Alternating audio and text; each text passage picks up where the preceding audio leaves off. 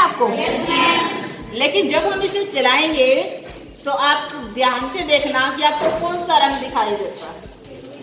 अगर ये बहुत तेजी से चले ना तो हमें ये सिर्फ सफेद रंग का दिखाई देगा, बाकी कोई रंग दिखाई नहीं देता। कौन से 7 रंग ये भी बता सकते हैं आप?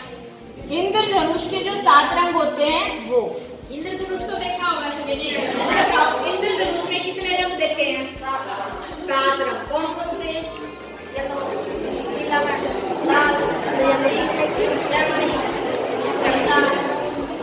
देखिए ना, वो 7 रंग जो आपने इंद्रधनुष में देखे हैं वही किसमें होते हैं? सूर्य से आने वाले प्रकाश। अब जो चीज हम इससे दिखाने की कोशिश कर रहे हैं वो उसमें भी दिखाई देते हैं। क्यों?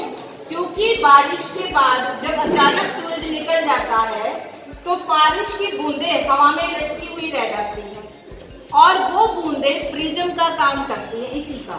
और जब बारिश की बूंदें उनके अंदर से जाती हैं तो वो भी प्रिज्म का काम करते हैं, इसलिए उसे 7 रंगों में तोड़ देते हैं। और इसीलिए इंद्रधनुष किस तरफ बनता है? हमेशा सूरज के विपरीत दिशा। जिधर से सूरज दिखाई देता है ना उस टाइम पे जब बारिश रुकी है, सूरज निकला है, उसके विपरीत दिशा में क्या बनता है?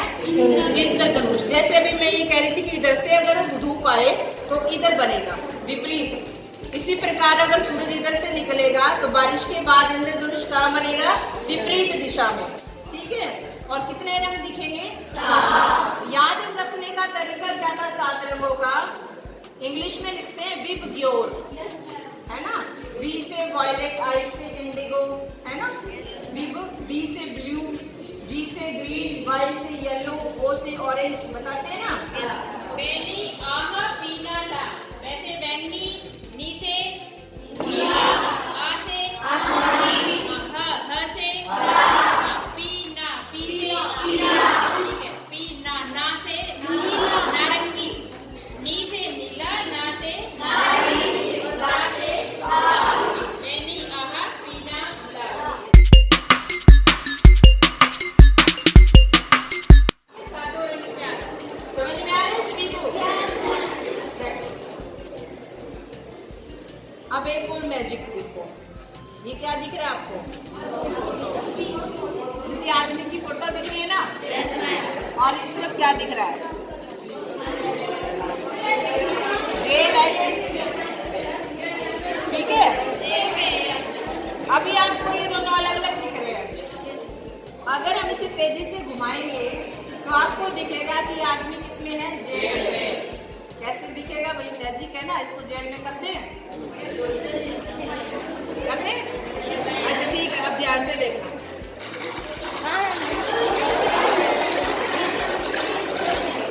ऐसा क्यों दिखाई दिया? आपको पता है कि जब भी हम किसी वस्तु को देखना चाहते हैं तो उसका प्रकाश हमारी आंखों में पड़ेगा और उसका हमारी रेटिना के ऊपर क्या बनता है? प्रतिबिंब बनता है ना? वो जो प्रतिबिंब बनता है उसे हमारे मस्तिष्क तक न्यूरॉन्स लेकर जाते हैं और हमें ये देखना समझ में आता है कि हम क्या देख रहे हैं। और उस एक प्रतिबिंब की छवि हमारे मस्तिष्क में 10 सेकंड तक रहती है।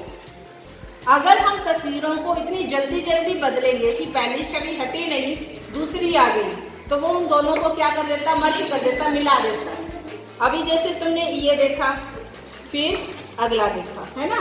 और इसको जब जल्दी जल्दी घुमाते हैं तो पहली तस्वीर की प्रतिबिंब हटता नहीं है और दूसरा हमें पहले ही दिखाई दे देता है। और इसीलिए हमें ये ऐसा दिखाई देता है कि आदमी किसमें है? कितने सेकंड के लिए रहती है? कार्टून देखते हो आप लोग? कार्टून इसी सिद्धांत पे ही काम करता है। आवाज नहीं, जो कार्टून होता है उसमें भी क्या होता है? बहुत सारी इमेजेस ले लेते हैं वो, और आपकी आंखों के सामने, जैसे कि मैम ने बताया, ये तो 10 सेकंड तो बहुत ज्यादा हो गए, वो विदिन 1 सेकंड बहुत सारी लगभग 100 इमेजेस आपके सामने से चलती है, जिससे आपको वीडियो जैसा महसूस होता है। ठीक है। जो वीडियो बनती है वो भी इमेजेस हमारे आगे से, आंखों के आगे से स्पीड से पास करती है, इसलिए बनती है।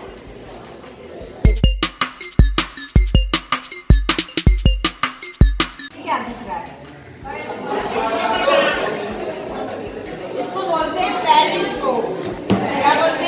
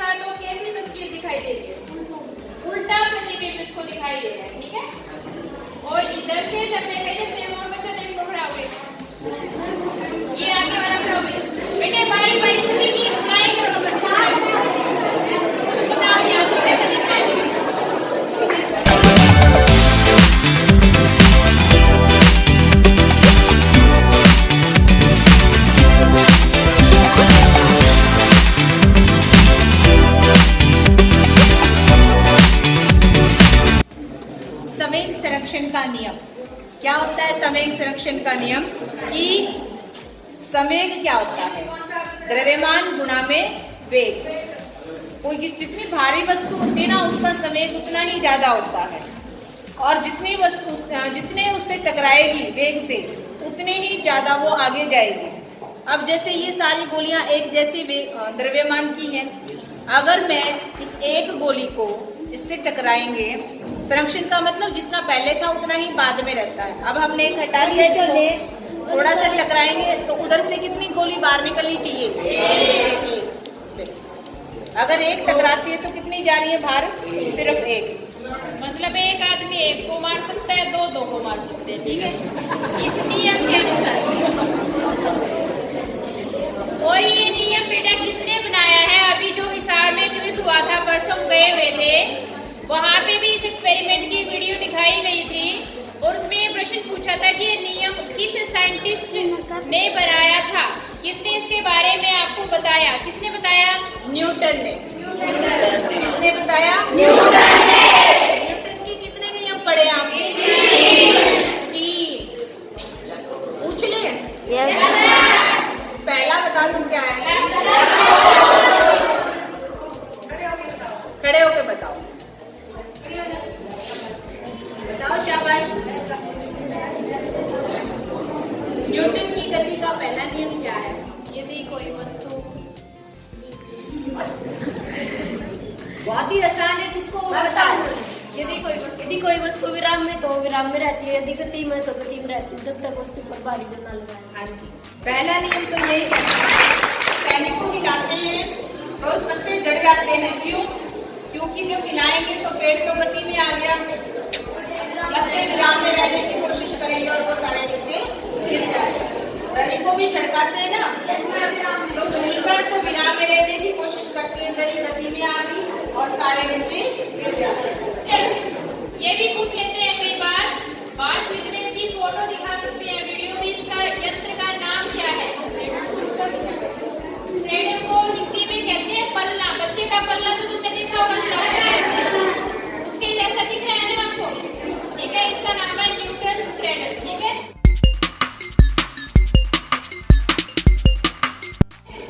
चलिए नेक्स्ट एक्सपेरिमेंट पे मूव करते हैं।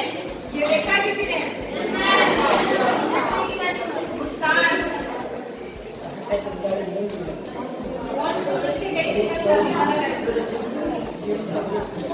क्या है ये?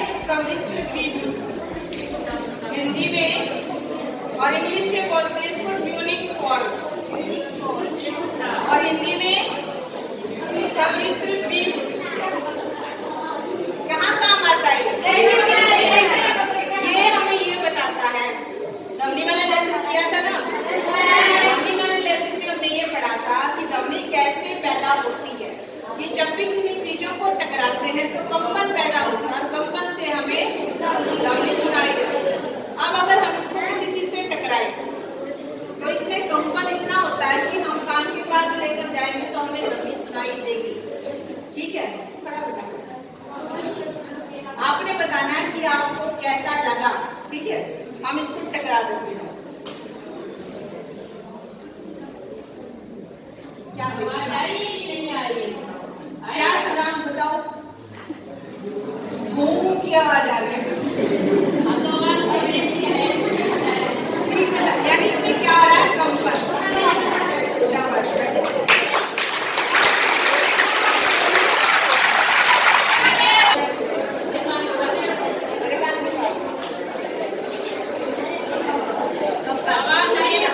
और इस कंपन को हम देख सकते हैं, ये पानी के अंदर, पानी में इसको करके दिखा दो। आप इसको देखो।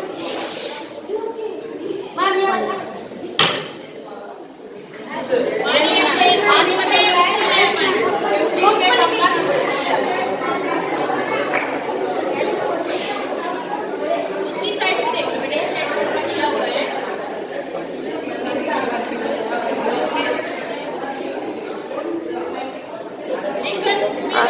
आधर तो आप ले रहे थे, आधर तो आप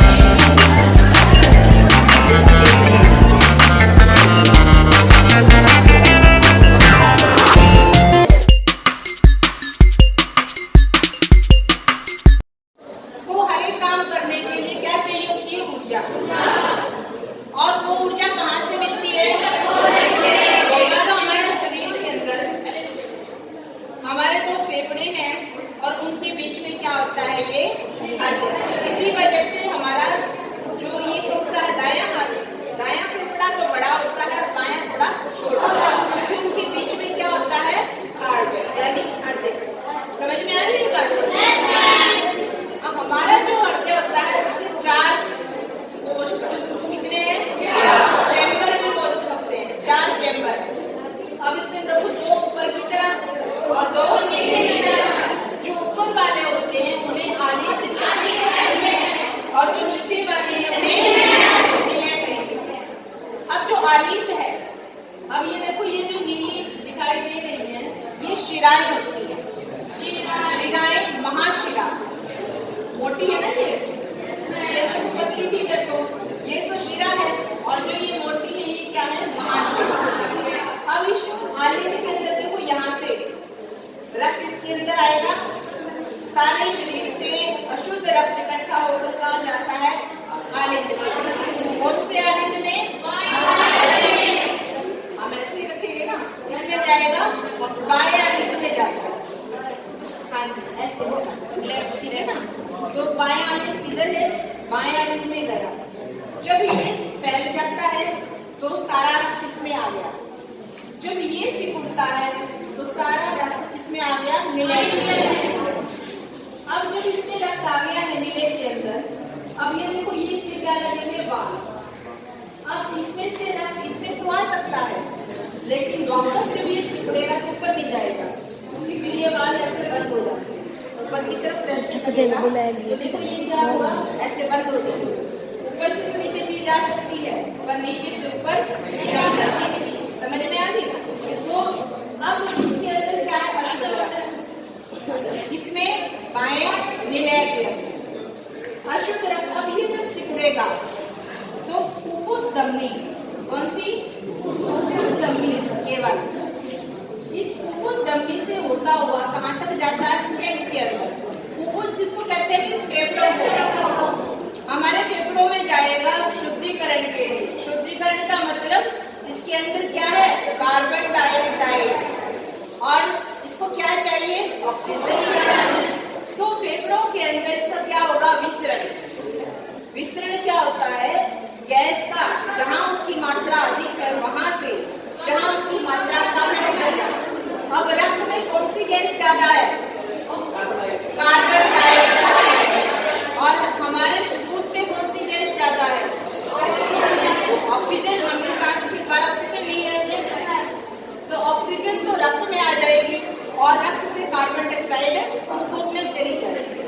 जब हमने सांस बाहर छोड़ा तो कार्बन डाइऑक्साइड भी बाहर चली गई, और वो जो रक्त शुद्ध हो गया, अब उसमें ऑक्सीजन की मात्रा बढ़ गई, वो फुफ्फुस शिरा से इसमें आएगा, इस आलिंद के अंदर।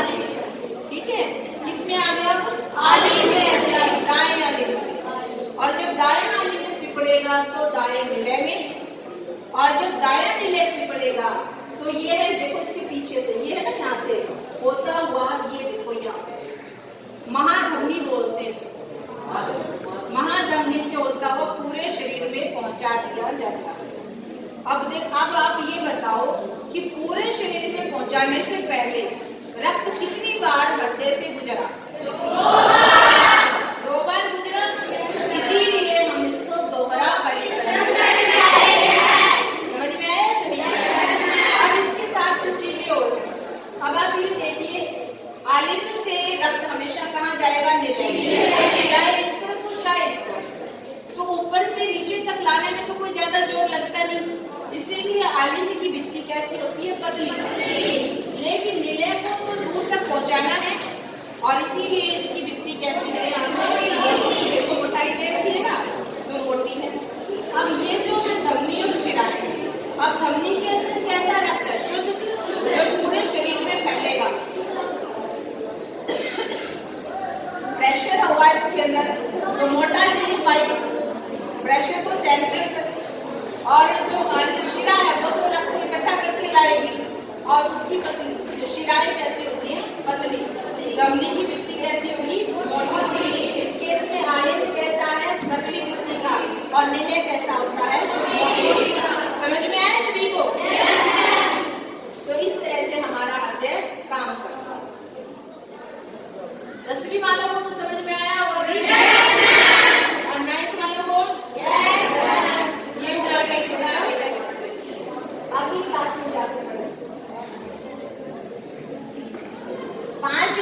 क्वेश्चन आएगा